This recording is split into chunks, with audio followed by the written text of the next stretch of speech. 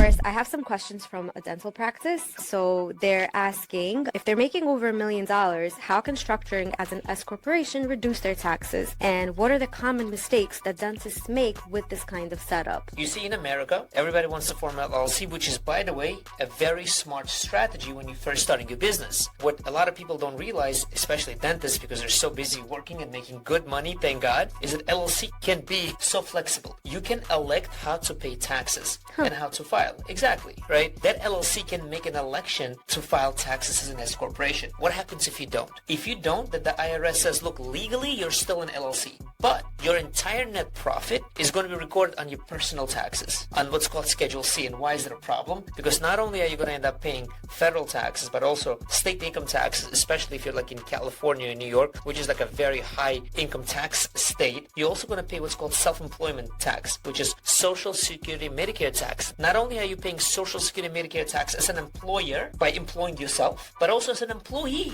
employing yourself. Now, if you become an S corporation, what's going to happen is that you can stop paying that self-employment tax on that entire net profit. What do you do instead? That you pay yourself a W-2 salary. So let's say you've got a dental practice making $800,000 in net profit. You can pay yourself $150,000 reasonable compensation, and you only pay self-employment taxes on that $150,000. The entire thing of $650,000 not subject to dividend taxation, because there's no double taxation with an S corporation, and not subject to payroll taxes. And shockingly, a lot of people don't realize that yes, it is your money in your S corporation, and you can take it out as a distribution. So that's the strategy about S corporations for our dentist clients.